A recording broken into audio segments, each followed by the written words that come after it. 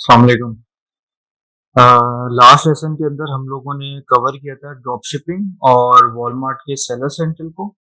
बहुत डिटेल में हमने वॉलमार्ट का सेलर सेंट्रल देखा था। क्या उसके अंदर हमारे पास टैब्स मौजूद हैं। ड्रॉप शिपिंग की बेसिक डेफिनेशन हमने देखी थी क्या होती है। साथ साथ हमने चेकलिस्ट जो ड्रॉप शिपिंग के लिए हमें चाहिए होती है, हमने वो देखी थी। अब ये एक मैंने स्क्रीनशॉट भी शेयर किया था। ये स्लाइड्स के मैं पीडीएफ जो है वो बिल्कुल शेयर कर दूंगा ताकि आपको आसानी हो जाए दोबारा से पढ़ने में, क्योंकि मेरा इरादा है इस कोर्स के बाद मैं टेस्ट भी कंडक्ट करूंगा ताकि एवेल्यूएशन हो सके कि किसने कितना अच्छे से समझा है इस पूरे इनकम स्ट्रीम को। लास्ट में हमने देखा था कि कैसे एफबीए की जो नॉलेज है वो इंटरलिंक्ड होती है तमाम इनकम स्ट्रीम से, उनकी स्ट्रेटजीज से। और फाइनली आज हमारा सेकंड लेसन है। सेकंड लेसन में मैंने जैसे कि कहा था कि हम लोग बेसिक माइक्रोसॉफ्ट एक्सेल फॉर्मूले कवर करेंगे। ये तमाम फॉर्मूले ऐसे हैं कि जिनको आप कवर करने के बाद दो चीज़ों के लिए आप एबल हो जाएंगे। नंबर वन इज कि आप किसी को भी डेटा एंट्री की सर्विसेज दे सकते हैं वॉलमार्ट पे, फाइवर पे। एंड नंबर टू, आप जब ड्रॉप शिपिंग करेंगे तो उसमें माइक्रोसॉफ्ट एक्सेल का बहुत काम होता है। आपको अपनी रिपोर्ट्स बनानी होती हैं, आपके पास प्रूफ होना चाहिए हर ऑर्डर का, हर कस्टमर की डिटेल का। तो ये कुछ फॉर्मूले जो मैंने यहाँ पे लिखे हैं, ये वो फॉर्मूले हैं जो नॉर्मली बहुत ज़्यादा यूज़ हो रहे होते हैं। मैं इन तमाम फॉर्मूलाज का आपको बताऊंगा। इनमें से कुछ फॉर्मूलाज हैं और कुछ एक्सेल के अपने टैब्स हैं। तो वो मैं आपको बताऊंगा कि उनमें उनका क्या फ़ायदा होता है यूज़ करने का उनको, और किस काम के लिए यूज़ किया जाता है। जिनको पहले से ही आता है बहुत अच्छी बात है, वो एक दफ़ा प्रैक्टिस कर लें अच्छे से। इस वीडियो के बाद मैं एक प्रैक्टिस के लिए माइक्रोसॉफ्ट एक्सेल की शीट भी ईसी से रिक्वेस्ट करूंगा कि वो उसमें अपलोड कर दें। आप उस शीट पे प्रैक्टिस कर सकेंगे ताकि आप नेक्स्ट लेसन से पहले अच्छे से इसकी प्रैक्टिस कर चुके हों। तो ये हमारे पास एक मैंने शीट प्रिपेयर की है माइक्रोसॉफ्ट एक्सेल पे। अच्छा, इसमें पहले जो हमारे पास कॉलम है उसमें सीरियल नंबर है, सेकंड कॉलम में नेम है, सिटी है उस बंदे का जहाँ वो रहता है, स्टेट आ रही है, एक फर्जी मोबाइल नंबर है। ये क्वांटिटी है जो उसने आपके आइटम की ऑर्डर की है। मतलब टीक्यूएन मेसन ने एक ऑर्डर किया है, क्वांटिटी एक ऑर्डर की है, वॉलमार्ट पे ऑर्डर की है, और जो प्रोडक्ट थी वो डॉग कॉलर थी। इसी तरह से अगर हम यहाँ पर आए तो डेविड ने जो है वो दो क्वांटिटी ऑर्डर किए थे, ईबे पे किए थे, लेकिन वो डॉग कॉलर था। ठीक है जी। तो ये एक रैंडमली नियरली रैंडमली कहेंगे कि अरेंज्ड हुआ हुआ है पूरा का पूरा एक सेटअप। तो ऑर्डर शीट कुछ इस तरह की बनती है, बहुत सारी डिटेल्स होती हैं, वो मैंने इसमें अभी ऐड नहीं की, मैं आपको बताऊंगा बाद में। अभी सिर्फ फॉर्मूलाज की प्रैक्टिस के लिए मैंने ये सब किया है। अच्छा, अब आपका जो है वो क्लाइंट है, अ, वो ये कहता है कि उम, मुझे नेम के अगेंस्ट मुझे ऑर्डर क्वांटिटी चाहिए, ठीक है? प्लेटफ़ॉर्म चाहिए और प्रोडक्ट चाहिए। अब आपके पास 2 तरीके हैं, या तो आप इस शीट में से क्या करें कि देखिए नेम है, नेम के अगेंस्ट उसको ऑर्डर क्वांटिटी, प्लेटफ़ॉर्म और प्रोडक्ट चाहिए।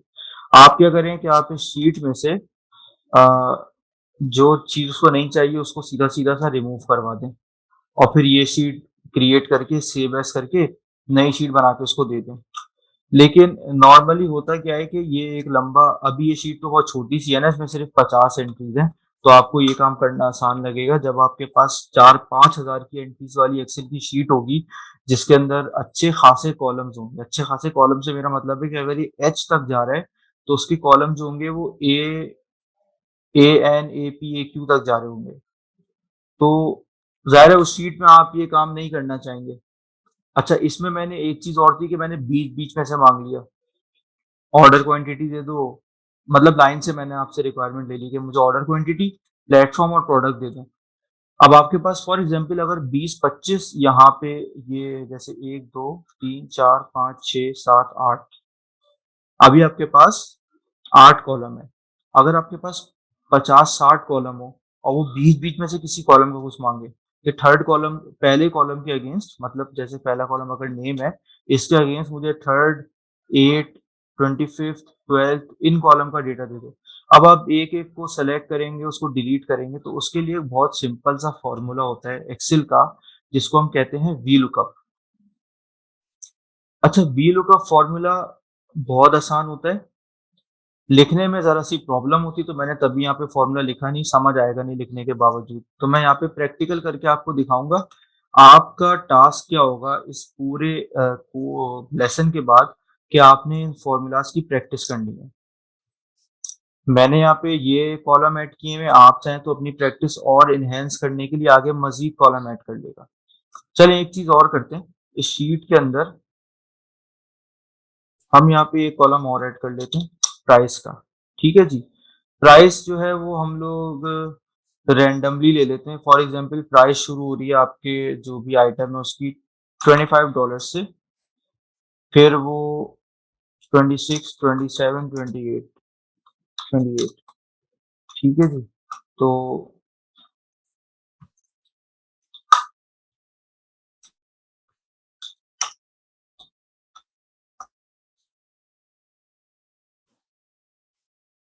मेरा माउस ज़रा-सा प्रॉब्लम कर रहा है ये। माउस नहीं, माउस पैड प्रॉब्लम कर रहा है। ठीक है जी, तो ये हमारे पास एक रफ प्राइस आ गई जो हमने ले लिया। Again just for the sake of example लिया है इसमें और हम इसको डॉलर्स में कर देते हैं ताकि ये हो जाए कि ये प्राइस है। ठीक है? यहाँ से इसका फॉर्मेट इसको दे देते हैं प्रेजेंटेबल लगाने के लिए। ठीक है जी, ये प्राइस आ गई।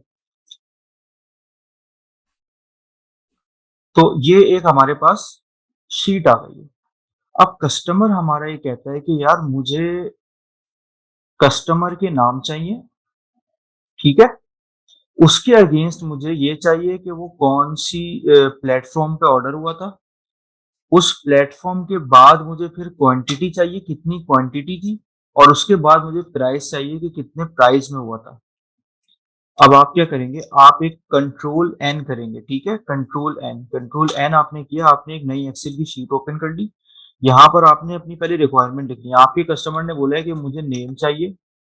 नेम के बाद उसने आपसे बोला है कि मुझे प्लेटफ़ॉर्म चाहिए। प्लेटफ़ॉर्म के बाद उसने आपसे बोला है कि उसको क्वांटिटी चाहिए और उसके बाद उसको चाहिए प्राइस चाहिए।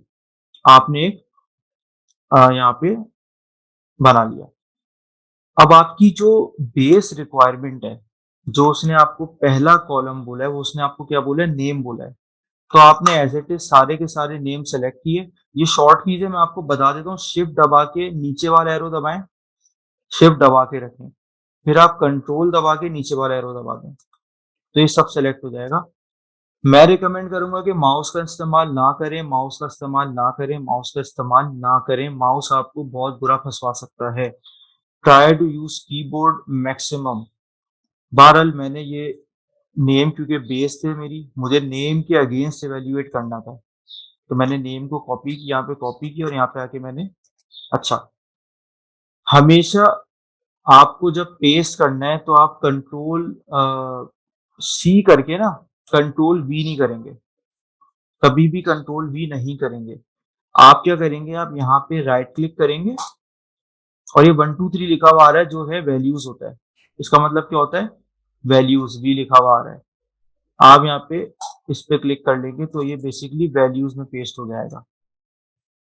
ठीक है? वैल्यूज़ बेसिकली क्या मतलब होता है इसका? इसका मतलब ये होता है कि यहाँ पर जो फॉर्मेट चल रहा है उसी फॉर्मेट के हिसाब से पेस्ट हो, अपने हिसाब से पेस्ट ना हो जिस शीट से ये आ रहा है। तो ये हमारे पास जो है वो सारे नेम आ गए, ठीक है? नेम के बाद अब हमें नेम के बाद चाहिए था प्लेटफ़ॉर्म कि इस बंदे ने किस प्लेटफ़ॉर्म पे ऑर्डर किया है, ठीक है? अब लेट्स से इस केस में तो सीधा-सीधा सा हिसाब है कि आपने 1 से लेके 50 तक उठाए, सही है? और आपने प्लेटफॉर्म में सीधा सीधा यहाँ से कंट्रोल सी करके वहां पे वैल्यू में पेस्ट कर दिया। Let's say for example case ऐसा होता कि आप ये 50 नाम उठाते और ये 50 नाम कोई 5,000 की एंट्री में से बीच बीच में से आपने उठाए होते रैंडमली। आपका कस्टमर खुद इसको सॉर्ट करता, कहता है यार ये 50 नाम मैंने उस शीट में से उठाए जिसमें तुमने 5,000 ऑर्डर की एंट्रीज की हुई है। मुझे इन 50 नाम का डेटा चाहिए, मुझे इन 50 नाम के अगेंस्ट प्लेटफॉर्म चाहिए, प्रोडक्ट चाहिए, ऑर्डर क्वांटिटी चाहिए, प्राइस चाहिए। अब आप क्या करेंगे? अब आप या तो एक काम कर सकते हैं कि आप वो अपनी शीट ओपन करें, आप पहला नाम ये था, आप उसको कॉपी करें, आप उसको फिर फाइंड करें, अच्छा भाई ये था नाम, फिर आप इसके अगेंस्ट डेटा उठा के वहां पे डाल दें। ये लगेगा, टाइम कंज्यूमिंग होगा आपका। तो ऐसे तमाम काम्स के लिए हम लोग यूज करते हैं वी लुकअप। वी लुकअप में वी का मतलब होता है वर्टिकल और लुकअप मतलब लुक करता है, वर्टिकली लुक कर रहा होता है ये। अब बेसिकली ये पूरा वर्टिकल है और वर्टिकल के अगेंस्ट ये सब डेटा है, ये इसको लुक करेगा और जो डेटा हम चाहेंगे हमें उठा के दे देगा। कैसे देगा देख लेते हैं। जिस शीट पे आपको डेटा चाहिए आप उस शीट पे इज इक्वल टू दबाएंगे, ठीक है। इज इक्वल टू दबा के आप VLOOK लिखेंगे और टैब दबा देंगे, ये फॉर्मूला लग गया। दोबारा करके बता रहा हूँ, इज इक्वल टू दबाया आपने, VLOO करके टैब दबाया, वी लुकअप का फॉर्मूला लग गया है। किसके अगेंस्ट लगाना है? ये आपने नाम के अगेंस्ट लगाना है। आपको नाम के अगेंस्ट, आपको यहाँ नाम के अगेंस्ट प्लेटफॉर्म उठाना है ना, तो आप यहाँ पे कुछ भी नहीं करेंगे, आप सिर्फ कर्सर को मूव करा के नाम पर लेकर आ गए। ऑटोमेटिकली इसने यहाँ पे डिटेक्ट कर लिया कि ये ए कॉलम का दूसरा वाला रो है, ए रो का ये दूसरा वाला, ए कॉलम का दूसरा वाला रो है, ठीक है। सेलेक्ट करके आप कॉमा दबाएंगे। कॉमा दबाने के बाद अब आप उस शीट पर आएंगे जिस शीट से आपको डेटा उठाना है। तो मुझे डेटा उठाना है इस शीट से, मैं शीट पर आ गया। किसके अगेंस्ट उठाना है? नेम के अगेंस्ट उठाना है, ये रहा नेम। तो मैंने नेम के ऊपर रखा कर्सर और क्या उठाना है आगे लेकर गया, शिफ्ट दबा के आगे जा रहा हूं मैं, सही है, शिफ्ट दबा के आगे जा रहा हूं, आगे लेकर गया, प्लेटफॉर्म पर लेकर आ गया। अच्छा, प्लेटफॉर्म पर आकर मुझे पता लगा कि ये पहली रो और छठा कॉलम कॉलम है, ये लिखा हुआ आ रहा है यहाँ पे, सही है, ये यहाँ पे लिखा हुआ आ रहा है, पहली रो छठा कॉलम है। उसके बाद मैंने इसको पूरे को या तो इस तरह सेलेक्ट कर लें या फिर कंट्रोल दबा के, या तो कंट्रोल दबा के इस तरह नीचे डायरेक्ट ले आए।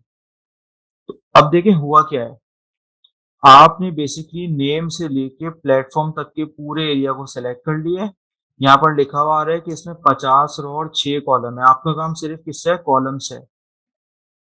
सिलेक्ट करने के बाद आप कुछ नहीं करेंगे, आप कॉमा दबाएंगे, यहाँ ऑटोमेटिकली देखें कॉमा लग गया। जो कॉलम नंबर आ रहा था वो आपको याद रखना है, अभी नहीं आएगा, वो 6 था, 6 दबाएंगे, आप फिर कॉमा लगाएंगे और फिर आप 0 दबा देंगे, ठीक है जी। 0 दबा के आप ब्रैकेट क्लोज करेंगे और आप इसी शीट पे रहते हुए एंटर करेंगे, ऑटोमेटिकली उस शीट पर आके उठा लेगा कि TQN मेजन ने वॉलमार्ट के ऊपर ऑर्डर किया था। अब इस फॉर्मूले में हुआ क्या है बेसिकली, अब ये देखें ऊपर फॉर्मूला लिखा हुआ आ रहा है। ये फॉर्मूला कह रहा है कि हमने वर्टिकली देखा A2 के अगेंस्ट इस शीट के अंदर, सही है। कॉमा 6 आपने लगाया था, इसका मतलब है कि छठा कॉलम था, और कॉमा 0 का मतलब है कि अगर इनमें से कोई भी नाम ऐसा हुआ जो वहां पे मौजूद नहीं है तो उसकी जगह 0 आ जाएगा लिखा हुआ। बहरहाल ऐसा तो कोई भी केस नहीं होगा। तो अब आप क्या करें, ये आपने पहले के अगेंस्ट ले लिया है, अब आप इसको कॉपी करें और सबके अगेंस्ट उठा लें। ये सबके अगेंस्ट फॉर्मूला उठ गया। अच्छा, अभी आप एक चीज नोट करेगा कि यहाँ पे लिखा हुआ वॉलमार्ट है, लेकिन यहाँ पे लिखा हुआ फॉर्मूला आ रहा है। ईबे लिखा हुआ है, फॉर्मूला लिखा हुआ आ रहा है, अमेजोन है, फॉर्मूला आ रहा है। ये बेसिकली फॉर्मूले के फॉर्मेट में आया हुआ है। तो इसको हम लोग फिर वैल्यू में कन्वर्ट कैसे करेंगे? इस सारे को कॉपी करें और इसी के ऊपर वैल्यू पे पेस्ट कर दें एज इट इज। अब ये सारा का सारा वैल्यू में आ गया, ठीक है जी। तो ये हमने बेसिकली उठा लिया है नेम के अगेंस्ट प्लेटफॉर्म। अब हम क्वांटिटी उठाएंगे नेम के अगेंस्ट, सेम वही चीज करेंगे, is equal to we lookup लगाया, नेम के अगेंस्ट आता नेम पर आए, कॉमा लगा दिया। किस शीट में से उठाने हैं? उस शीट पर आ गए। उस शीट पर आने के बाद नेम के अगेंस्ट आना था, नेम से लेके क्वांटिटी तक अपने कर्सर को लेकर गए। हमने यहाँ से पहले ही देख लिया कि ये 5वां कॉलम है, और उसके बाद पूरे को सेलेक्ट किया, कॉमा 5 कॉमा 0 डाला, ब्रैकेट क्लोज किया, ये क्वांटिटी उठा ली इसने और इस पूरी क्वांटिटी को इस पे लेकर आ गए। उसके बाद हमने इसको क्या कर दिया, वैल्यू में पेस्ट कर दिया, तो ये पूरा का पूरा वैल्यू में आ गया, फॉर्मूला हट गया। इसी तरह से बिल्कुल इसी तरह हमने वी लुकअप लगाया, नेम पर आए, कॉमा लगाया, जिस शीट से चाहिए उस शीट पर आए, नेम से लेके हमें प्राइस चाहिए थी, प्राइस तक है, प्राइस जो है वो 8वें कॉलम पर आ रही है, लिखा हुआ आ रहा है यहाँ पे 8, पूरे को सेलेक्ट किया, कॉमा 8 कॉमा 0 किया, ब्रैकेट क्लोज किया, एंटर, ये प्राइस आ गई हमारे पास। ठीक है जी, ये प्राइस आ गई।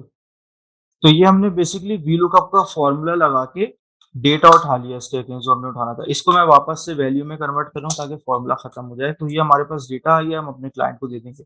अभी देखने में लग रहा होगा कि यार इसका क्या काम है, लेकिन जब आप आगे वेंडर्स का काम करेंगे, जब आप अपना ड्रॉप शिपिंग का काम करेंगे, ये फॉर्मूला आपके लिए हेवन होगा।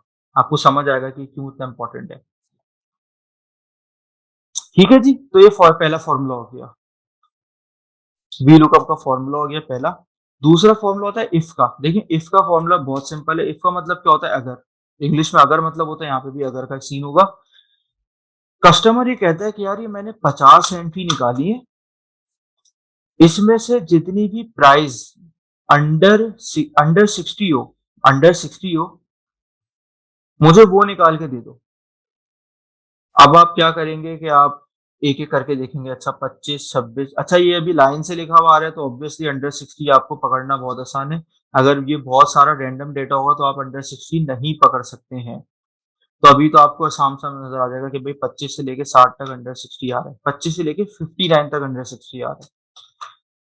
लेट से ये मिक्स डेटा होता, 60 यहाँ भी आ रहा होता, 59 यहाँ भी आ रहा होता, फिर नीचे 1 आ रहा होता, 2 आ रहा होता, तो फिर आप क्या करते। अब आप लगाएंगे इसका फॉर्मूला। इसका फॉर्मूला नई शीट पर भी लगा सकते हैं, उसी शीट पर भी लगा सकते हैं। मैं रिकमेंड करूंगा उसी शीट पर लगाएं, आसान होता है जरा। इज इक्वल टू दबाया, आई एफ लिखा, इफ आ गया, और आपने टैब दबा दिया, टैब जो होता है कीबोर्ड पे, फॉर्मूला लग गया। अब आप कह रहे क्या है, क्या आप कह रहे हैं कि भाई इस कॉलम के अंदर, आई के अंदर,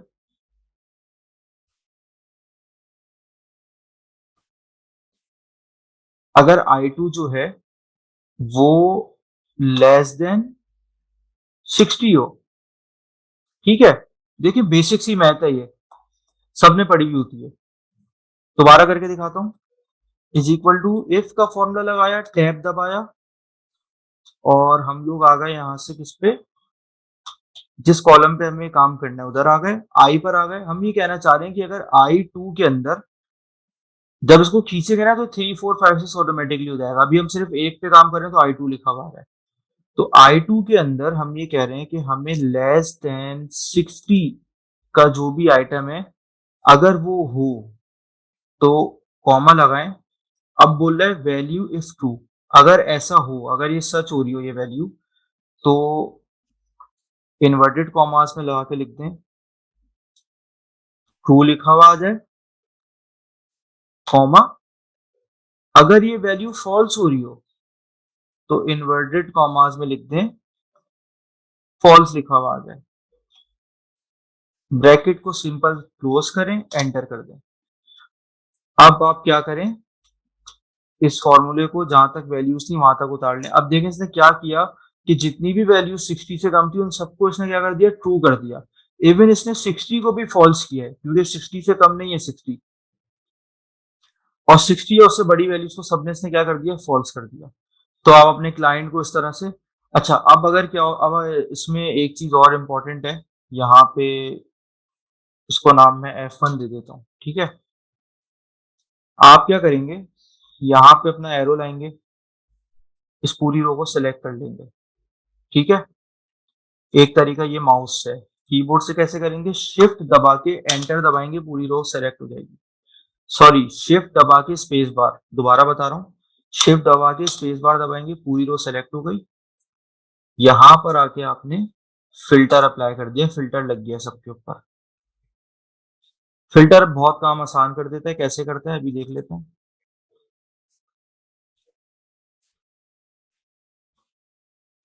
अब आपका क्लाइंट ये कहता है यार मुझे इस पूरी शीट पे से ना सिर्फ वॉलमार्ट वाले आइटम दिखने चाहिए। तो आप क्या करेंगे, आप इफ का फॉर्मूला लगाने की बजाय कि इफ वॉलमार्ट अगर आ रहा है तो फिर ये हो जाए, आप सीधा-सीधा फ़िल्टर लगाएँ, फ़िल्टर खोलें, सब कुछ चेक हटा के सिर्फ वॉलमार्ट पे चेक लगा दें, ओके कर दें, ये आपके पास सारे वॉलमार्ट वाले आ गए। ठीक है? अच्छा वो बोलता है यार वॉलमार्ट वाले में वो कितने आइटम थे जो कि 60 के अंडर आ रहे थे। वॉलमार्ट पे फ़िल्टर लगा रहने दिया, अब आप आ गए इधर, आपने यहाँ पे फ़िल्टर लगाया और आपने सिर्फ ट्रू वाले उठा लिए। ये आ गए आइटम, इनको सेलेक्ट करें आप, ये नीचे काउंट आ गया। भई आप बोल देंगे 15 आइटम ऐसे थे जो 60 के अंडर वाले ऑर्डर थे। ठीक है जी? तो ये बहुत बेसिक सा एक्सेल है जो आप लोगों ने सीख लिया है, ठीक है? तो आपके काम आएगा। अच्छा इफ के बाद दूसरा फ़ॉर्मूला होता है, जिसको मैं F2 करके लगा लेता हूँ। इफ के बाद होता है इफ एरर, ठीक है? इफ एरर क्या होता है? उम, इफ एरर का मतलब क्या है कि अगर एरर आ रहा हो, उर्दू की बेसिक्स का मतलब क्या है? अगर एरर आ रहा हो। अगर एरर आ रहा हो तो ऐसा कर लेना। बेसिकली हम एक्सेल को बोलते हैं कि अगर हम लोग कोई डेटा उठा रहे हो और उसमें एरर आ रहा हो तो ऐसे कर लेना। कैसे कर लेना देखते हैं। हमने इफ करके ER लिख के टैब दबाया, इफ एरर लग गया, ठीक है? और इफ एरर लगाने के बाद हम लोग बेसिकली इफ एरर यूज़ करते हैं वीलुकअप लगाते हुए। ये फ़ॉर्मूला काफ़ी एडवांस फ़ॉर्मूला है। मैं ये आपके ऑप्शनल छोड़ता हूँ, आपको करना है करें, आपको नहीं करना है नहीं करें। लेकिन अगर कर लेंगे बहुत काम आएगा। नथिंग इज़ इम्पॉसिबल, तो मेहनत करें, कोशिश करें, आ जाएगा। एक टाइम पे मुझे भी ऐसा लगता था कि तो पहाड़ कूदने के जैसा, लेकिन बाद में मुझे भी आ गया था। ठीक है? तो इफ एरर का आपने फ़ॉर्मूला लगाया, ये लगाते कब हैं? फॉर एग्ज़ाम्पल ये आपकी शीट थी, इस शीट पे ये आपकी प्राइस थी जो आपने अपडेट की थी। ये दूसरी शीट है। वेंडर ने प्राइस चेंज कर दी एकदम से ना, वेंडर को क्या हुआ, वेंडर ने बोला मैं प्राइस बदल देता हूँ। वेंडर ने प्राइस कैसे बदली? कुछ की प्राइस सेम रहने दी, बाकी की चेंज कर दी। 56 कर दी, रैंडमली कर रहा हूँ। 58 कर दी।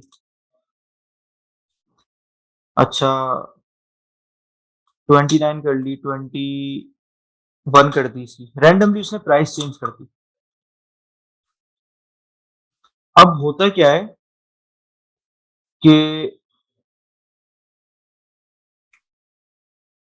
इफ एरर के फॉर्मूले से हम 2 काम करते हैं। पहला तो ये करते हैं कि जो चेंजेस आई हुई होती है सिर्फ़ वो चेंज होती है, बाकी सब एज़ इट इज़ रहती है। ऐसा क्यों होता है? वेंडर क्या करता है कि जो आइटम हमारे पास आउट ऑफ स्टॉक हो जाते हैं ना, वो उसकी प्राइस शो ही नहीं करता। फॉर एग्ज़ाम्पल ये $25 वाला आइटम जो था, ये वेंडर के पास क्या हो गया, आउट ऑफ स्टॉक हो जाता है। वेंडर इसको शो ही नहीं करेगा। जब हम यहाँ पे फ़ॉर्मूला लगाएँगे ना, तो $25 की जगह पे नॉट अवेलेबल लिखा आएगा और फिर ये उस वक़्त तक नहीं शो करेगा वेंडर जब तक इसकी इन्वेंटरी नहीं आ जाती। तो हम लोग तो फँस गए ना, हमें पता ही नहीं यार इसकी हमने पहले क्या प्राइस रखी हुई थी। कभी किसी भी तरह का कोई काम निकल आए, आपके पास रिकॉर्ड ही नहीं होगा। तो यहाँ पर हम रिकमेंड करते हैं इफ एरर वाला फ़ॉर्मूला लगाने के लिए। क्या होता है, हम यहाँ पे लिखते हैं IFER और टैब दबा देते हैं, इफ एरर लग जाता है। इफ एरर, अगर एरर हो तो हम लगा रहे हैं VLO, VLOOKUP। समझ आया? इफ एरर लगाया और VL करके VLOOKUP लगा दिया। VLOOKUP लगाते हुए मैंने इज़ इक्वल टू दोबारा नहीं लगाया। दोबारा करके दिखाता हूँ आपको। Is equal to if error VLOOKUP, VLOOKUP लगा दिया। VLOOKUP मुझे लगाना है किसके अगेंस्ट? मुझे लगाना है इस नेम के अगेंस्ट, ठीक है? नेम के अगेंस्ट मुझे क्या उठाना है? कॉमा लगा के दूसरी शीट पे जाके मुझे नेम के अगेंस्ट ये प्राइस उठानी है, जो कि चौथे कॉलम पर आ रही है, ठीक है? ये चौथे कॉलम पर आ रही है। कॉमा 4, कॉमा 0, ये लग गया VLOOKUP का फ़ॉर्मूला जो हमने इससे पहले सीखा था। अब इफ एरर का काम आएगा यहाँ से शुरू। जैसे ही आप कॉमा 4, कॉमा 0 करके आपने ब्रैकेट लगाया, अब आप 1 कॉमा और लगाएँगे और वापस से अपनी शीट पर आएँगे और अभी यहाँ पे बोल रहा है अगर एरर आए तो फिर ये क्या करे? फिर ये यही वाली वैल्यू उठा ले, जो हमारी पहले से प्राइस हुई है। इस पे क्लिक करके कॉमा लगा के एंटर कर देंगे। ठीक है? दोबारा बता रहा हूँ। इफ एरर लगाया, उसके अंदर वी लुकअप लगाया, वी लुकअप का पूरा फॉर्मूला लगा के ब्रैकेट क्लोज किया, कॉमा डाला, और हमें जिस कॉलम के अगेंस्ट चेंजेस अगर हों और हमें नहीं चाहिए, हमने उस कॉलम को सिलेक्ट कर लिया, वो ये था। इससे हुआ क्या, अभी आपको ज्यादा अच्छा समझ आ जाएगा। इससे ये हुआ कि जिसमें चेंजेस आई थी वो चेंज हो गई, 26 से 29 हो गई, 29 से 56 हो गई, लेकिन 25 25 रहा, 27 21 हुआ था, 21 हो गया, 28 28 रहा, 30 30 रहा, 31 31 रहा, 32 32 रहा, 33 33 रहा। ये फायदा होता है इफ एरर का फॉर्मूला लगाने का। आगे जब हम लोग डेटा में काम करेंगे, जब हम लोग रिपोर्ट्स हैंडलिंग देखेंगे, तो आपको बहुत डिटेल में बताऊंगा इस फॉर्मूले का मकसद क्या है। अभी सिर्फ हम अप्लाई करना सीख रहे हैं कि अप्लाई कैसे करते हैं, आपको ये समझ आना चाहिए। तो if lookup, V lookup, if error हम लोगों ने पढ़ लिया। सम का फॉर्मूला बहुत आसान होता है, बहुत ही आसान फॉर्मूला है। यहाँ पे मैं लिख देता हूँ, यहाँ पे हमने इफ लगाया है, इधर हमने इफ एरर लगाया है, इधर हम लोग सम का फॉर्मूला लगा रहे हैं। अच्छा, सम का फॉर्मूला बहुत आसान होता है। सम के फॉर्मूले में हम क्या करते हैं, सम कर देते हैं। भाई आपके, आपने ये वाली प्राइस लगाई हुई थी वॉलमार्ट के ऊपर और मुख्तलिफ प्लेटफॉर्म पे। आप डॉग कॉलर 25 का बेच रहे थे, डॉग बाउल 26 का, डॉग शर्ट 27 की, फिर दोबारा डॉग कॉलर आप 28 का बेच रहे थे। आपका कस्टमर कहता है भाई जितनी भी आइटम है सबकी प्राइस $2 बढ़ा दो। आप क्या करेंगे, आप यहाँ पर आके इज इक्वल टू डालेंगे, SUM सम लिखेंगे, टैब दबा देंगे, कर्सर को लेकर आए प्राइस के ऊपर, यहाँ पे आपने +2 लिखा, ब्रैकेट क्लोज किया, एंटर कर दिया, कुछ भी नहीं किया आपने, बहुत आसान फॉर्मूला है। सम लिखा, जिस पे सम करना था उसको सेलेक्ट किया आपने, उसके अंदर $2 ऐड करने थे, आपने +2 कर दिया, $2 ऐड हो गया। भाई 25 से 27 हो गया। सब पर लगा कर देख लेते हैं, सब पर ये फॉर्मूला लगेगा। ये 26 से ये 29 हो जाए, 26 से 28 हो गया, सॉरी, 27 से 29 हो गया, 28 से 30 हो गया। ठीक है जी, सम का फॉर्मूला बहुत आसान होता है, हमें बस सम करना होता है, उसके लिए यूज करते हैं हम लोग ये। इसी को हम लोग नेगेटिव में भी यूज कर सकते हैं। ठीक है, अगर मुझे वो बोलता है सब में से $2 माइनस कर, तो मैं क्या करता, प्लस की जगह माइनस लगा देता। तो ये क्या करेगा, सब में से माइनस कर देगा। 25 को 23 कर दिया, 26 को 24 कर दिया, 27 को 25 कर दिया सर। ठीक है, दोनों चीजों में यूज हो सकता है, इवन मल्टीप्लाई में भी यूज हो सकता है। आप इसको क्या करें, मल्टीप्लाई का साइन लगा दें, मल्टीप्लाई बाय 50 हो गया, 25 से 50 हो गया। डिवाइड भी कर सकते हैं, जो आपका दिल करे आप वो इससे कर सकते हैं। अच्छा, परसेंटेज का फॉर्मूला कैसे लगता है, देखें परसेंटेज का फॉर्मूला कैसे लगता है कि अगर मुझे परसेंटेज निकालनी है किसी भी चीज की, तो हम बेसिकली करते क्या है, किसी भी नंबर की किसी नंबर से परसेंटेज निकालनी है। 25 से 23 हो गया ये, सही है, तो कितना परसेंट हमने डिक्रीज किया, मतलब 25 का कितना परसेंट था जो कि डिक्रीज होके 23 हो गया। ठीक है, तो हम क्या करेंगे, इज इक्वल टू लगाएंगे, यहाँ पे मैं लिख देता हूँ, यहाँ पे हम लोग परसेंटेज निकाल लें। आपका क्लाइंट बोलता है यार मैंने इस वक्त मैंने जो कितना परसेंट प्राइस में चेंजेस आई है मुझे जरा निकाल के दो। तो आप क्या करेंगे, आप इज इक्वल टू का फॉर्मूला लगाएंगे, जो आपकी नई प्राइस होगी उसको सेलेक्ट करेंगे।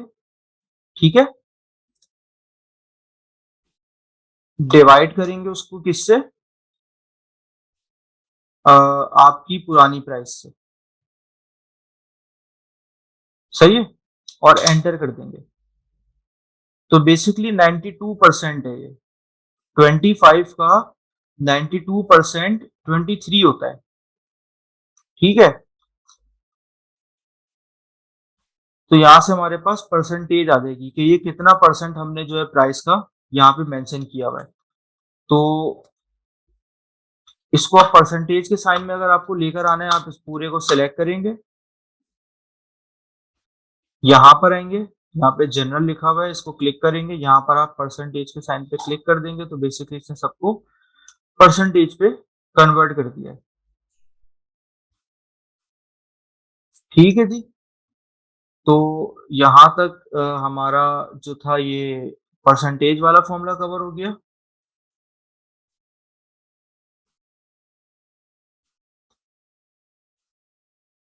इसके बाद हमारे पास फॉर्मेट्स आते हैं। फॉर्मेट क्या करते हैं कि फॉर एग्जांपल देखें, फॉर्मेट ये सब फॉर्मेट्स हैं, ठीक है। आप किसी भी तरह का कोई भी फॉर्मेट यूज कर सकते हैं। हम बेसिकली क्या फॉर्मेट यूज करते हैं कि यहाँ पर मैंने ये प्राइसिंग की, ठीक है, और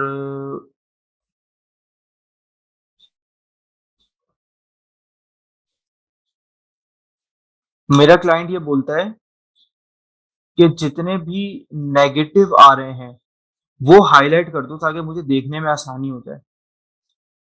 अब नेगेटिव कैसे आएंगे, मैं यहाँ पे एक काम करता हूँ। सम के फॉर्मूले के अंदर माइनस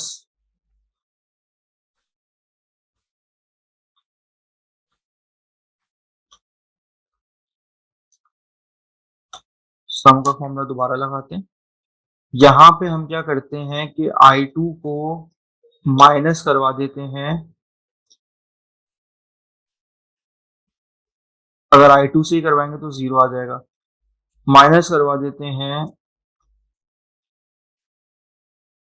I2 प्लस 1 से। ये ब्रैकेट में आ गया। ब्रैकेट का मतलब हमेशा माइनस होता है, याद रखिएगा, सही है। एक्सेल का ये कुछ एक्सेल के अंदर माइनस शो करता है, कुछ एक्सेल में ब्रैकेट शो करता है।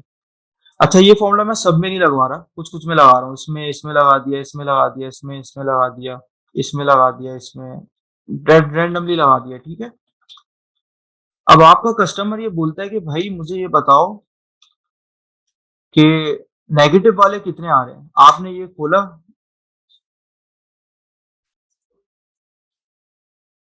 तो आपने क्या किया, या तो आप सीधा सीधा ये वाला टैब खोलें, यहाँ पर आप देख लें ब्रैकेट वाला ये आइटम आ रहा है, ठीक है। आपने ब्रैकेट वाला उसको बता दिया, एक आ रहा है, दो तीन भी आ सकते हैं, ठीक है। अभी हमने फॉर्मूला सेम लगाया तभी एक आ रहा है सब में। या दूसरा तरीका क्या होता है, बोले हाईलाइट करके दो मुझे, इसमें हाईलाइट करके दो कि जो नेगेटिव आ रहे हैं। आपने क्या किया, इस पूरे रो को सेलेक्ट किया, आप कंडीशनल फॉर्मेटिंग पर आए, हाईलाइट सेल रूल्स पर आए, यहां पर आ गया लेस देन पे क्लिक करके जीरो कर दिया। अब जितनी भी वैल्यू जीरो से कम होंगी, मतलब नेगेटिव में होंगी, वो सब लाइट रेड कलर की फिल हो जाएंगी। आपने ओके कर दिया, ये सब लाइट रेड कलर की आ गई, ठीक है। यहां से आपको पता लग जाएगा, अच्छा ये नेगेटिव आ रहा है, फटाफट उसकी प्राइस एडजस्ट कर देंगे। ये फॉर्मेटिंग लगे लगे आप एक और फॉर्मेटिंग भी लगा सकते हैं। दोबारा सेलेक्ट करें, कंडीशनल फॉर्मेटिंग पर है, हाईलाइट सेल रूल पर है, ग्रेटर देन, और जो वैल्यू जीरो से ऊपर हो, मतलब जो नेगेटिव में नहीं हो पॉजिटिव में हो, उसको आप कर दें ग्रीन, ओके कर दें। तो जो ग्रीन है वो ग्रीन रहेंगी, जो रेड है वो, जो नेगेटिव है वो रेड हो जाएंगी, सही है। तो ये हमारे पास फॉर्मेट्स हैं। यहाँ से इस फॉर्मेटिंग से हम लोग बहुत सारे काम कर सकते हैं। Greater than, less than, between, अगर कोई भी हमारे पास वैल्यू 1 से 5 के दरमियान आ रही है वो ग्रीन हाईलाइट हो जाए, यहाँ से कर सकते हैं। कोई वैल्यू एग्जैक्टली इक्वल आ रही है उसको भी कर सकते हैं। किसी में टेक्स्ट अगर आ रहा है उसको भी कर सकते हैं। क्या, कैसे देखें, ये वाला कॉलम था, ये मैंने इस पूरे कॉलम को सेलेक्ट किया, कंडीशनल फॉर्मेटिंग पर आया, हाईलाइट सेल रूल पर आया, टेक्स्ट पर आया। जिस टेक्स्ट के अंदर हमारे पास फॉल्स लिखा हुआ आ रहा है उसको रेड कर दे, इसने देखा रेड कर दिया, ठीक है जी। तो ये बड़ा एक काम का फॉर्मूला हो जाता है। इसमें हाईलाइट हो जाती हैं आपकी जो भी मिस्टेक्स होती हैं, वो एक सामने आ जाती हैं। इसके बाद हमारे पास डुप्लीकेट्स होते हैं, फिल्टर्स होते हैं। डुप्लीकेट क्या होते हैं, मैं डुप्लीकेट आपको बता देता हूँ। ये नाम था, ये मैंने कॉपी किया, इसको मैंने यहाँ पर नहीं करते हैं, ये शीट खराब हो जाएगी, इधर कर लेते हैं। ये नाम था, इसको मैंने कॉपी किया, यहाँ पेस्ट कर दिया, यहाँ पेस्ट कर दिया, यहाँ पेस्ट कर दिया, यहाँ कर दिया, इधर कर दिया, इधर कर दिया। आपका कस्टमर कहता है यार ये जो पहला बंदा है जरा मुझे चेक करके बताओ इसने और भी ऑर्डर किए हैं नहीं किए। अब आप एक एक करके ढूंढें, उससे बेहतर क्या होगा, आप डुप्लीकेट का फॉर्मूला लगाएं। आप सब कुछ सिलेक्ट करें, कंडीशनल फॉर्मेटिंग पर आए, हाईलाइट पर आए और डुप्लीकेट वैल्यूज पे सिलेक्ट कर लें। और ये बोल रहे हैं जितनी भी डुप्लीकेट हो उस पे क्या हो, हमने बोल दिया वो सारी रेड हो जाए। आप रेड की जगह येलो कर लें, येलो हो जाए। आप येलो की जगह ग्रीन कर दें, ग्रीन हो जाए। हमने ग्रीन कर दिया यहाँ पे। तो अब देखें इस TQN विजन का जहाँ-जहाँ भी ऑर्डर होगा वो यकीन हो जाएगा, आपको पता लग जाएगा अच्छा भाई इसने इतनी बार ये ऑर्डर किया है, इस प्लेटफ़ॉर्म पे किया, इतनी क्वांटिटी का किया, इतने पैसों का किया। ठीक है? यहाँ से डुप्लीकेट्स हम निकाल लेते हैं और फिर फाइनली फ़िल्टर मैं आपको पहले ही बता चुका हूँ। आप यहाँ से शिफ्ट दबा के स्पेस बार दबाएँगे, ठीक है? फ़िल्टर पर आएँगे, फ़िल्टर लगा देंगे, फ़िल्टर लग जाएगा। फ़िल्टर पे हम लोग के पास बहुत सारे ऑप्शन होते हैं। अब आपके कस्टमर ने फॉर एग्ज़ाम्पल ये वाला काम करवाया, ये 5000 के करीब एंट्रीज़ थी, आपको नीचे तक एक-एक करके गिनने की बजाय आप क्या करेंगे, फ़िल्टर पर आएँगे, फ़िल्टर बाय कलर पर आएँगे और ये वाले कलर को सिलेक्ट कर लेंगे, तो सिर्फ़ इसकी वैल्यूज़ आ जाएँगी, आप इनको सिलेक्ट करें। ये पता लग गया आपको इसने 7 बार ऑर्डर किया है। फ़िल्टर दोबारा हटाना है, सिलेक्ट ऑल करके ओके कर दें, फ़िल्टर हट गया दोबारा। नंबर टेक्स्ट फ़िल्टर भी होता है, जिस टेक्स्ट के अंदर कुछ आ रहा हो उसकी जगह लगा दें। यहाँ से आप रैंडमली लगा सकते हैं। आप यहाँ से चाह रहे हैं कि मुझे भई इस पूरे के पूरे फ़िल्टर के अंदर जो है वो ये टीक्यू एंड मेसन का नाम नहीं चाहिए। फिर चेक हटाया, ओके कर दिया। इसका नाम हट गया, सबके आ गए। ठीक है? तो बड़ा एक सिंपल सा ये होता है हमारे पास। ठीक है जी, ये हमारा लेसन था एक्सेल का।